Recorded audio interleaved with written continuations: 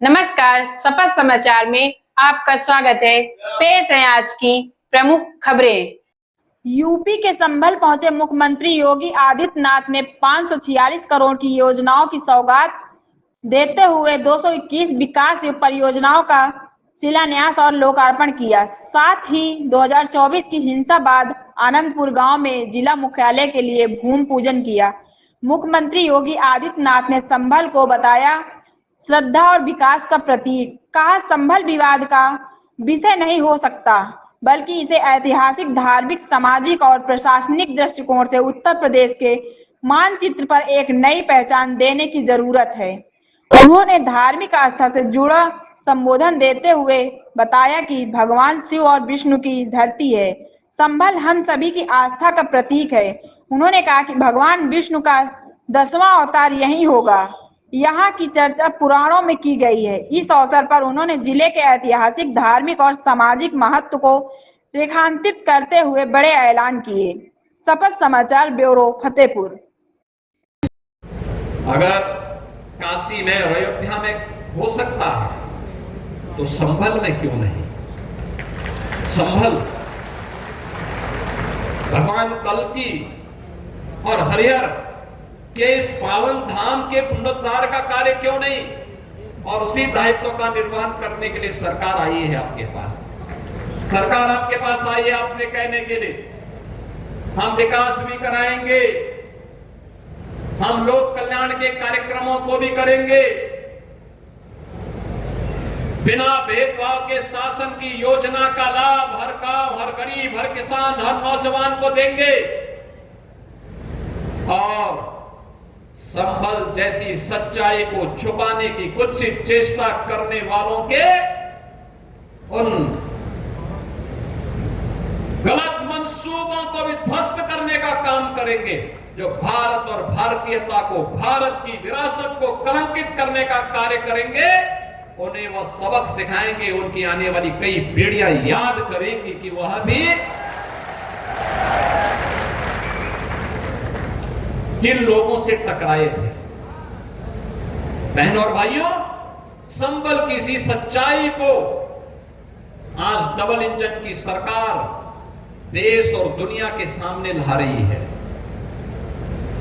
हमारे पास शास्त्रीय प्रमाण भी है, हमारे पास पुरातात्विक प्रमाण भी है, हमारे पास लोक मान्यताएं भी हैं, और हमें सब कुछ बताने के लिए हमारे पास है। और पुनरुद्धार के उस कार्यक्रम को जिस स्तर पर आगे बढ़ाने का काम हुआ है, आज उसी को एक शुभारंभ करने के लिए मुझे सावन मास में, देखो विष्णु का अवतार है, होने वाला है, तो भगवान विष्णु की संभावित अवतार की भूमि को, भगवान कल्की की पावन धरा को श्रावण मास में, यानी भगवान शिव का महीना है, तो हरि का भी और हर का भी एक साथ समन्वय आज यहां पर हो रहा है। इसलिए हम लोग आज यहां पर आए हैं। जो योजनाएं हम लेके आए हैं, ये तो एक छोटी सी झलक है इसकी, एक छोटी सी झलक है। ये कार्य युद्ध स्तर पर आगे बढ़ेंगे। जितना बड़ा पुलिस लाइन, जितनी बड़ी पुलिस लाइन बनेगी, उतना ही बड़ा जिला मुख्यालय भी यहां पे बनेगा। इंटीग्रेटेड कॉम्प्लेक्स होगा, एक छत के नीचे सभी समस्याओं का समाधान। जनता जनार्दन को, संभल वासियों को कहीं दौड़ धूप करने की आवश्यकता नहीं पड़ेगी।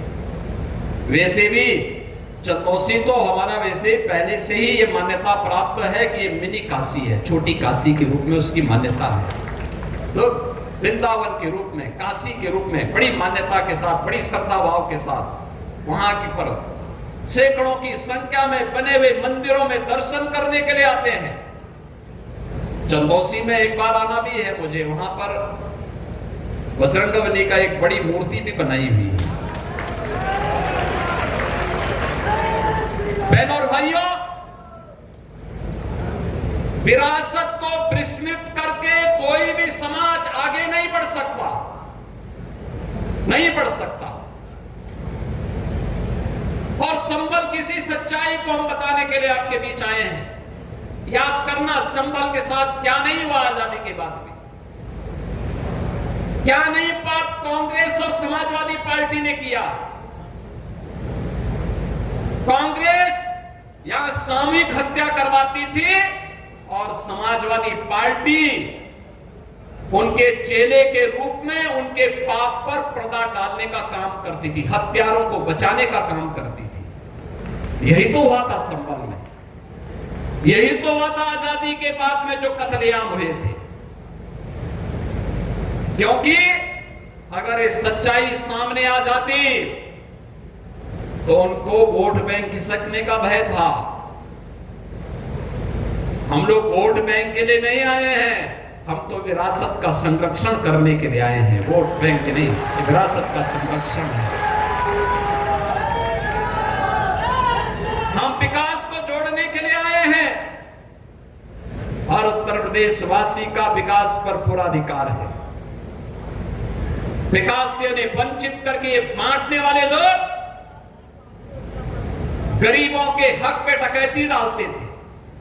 गरीब को राशन नहीं मिलता था, गरीब को मकान नहीं मिलता था, बेटी की शादी के लिए अनुदान नहीं मिलता था, एक गरीब को स्वास्थ्य की सुविधाएं नहीं मिलती थी, गरीब बच्चा स्कूल में जाता था, न शिक्षक होता था, न बुनियादी सुविधाएं होती थी, बेटी असमय स्कूल छोड़ने के लिए मजबूर होती थी क्योंकि विद्यालय में न पेयजल की व्यवस्था थी, न शौचालय की व्यवस्था थी।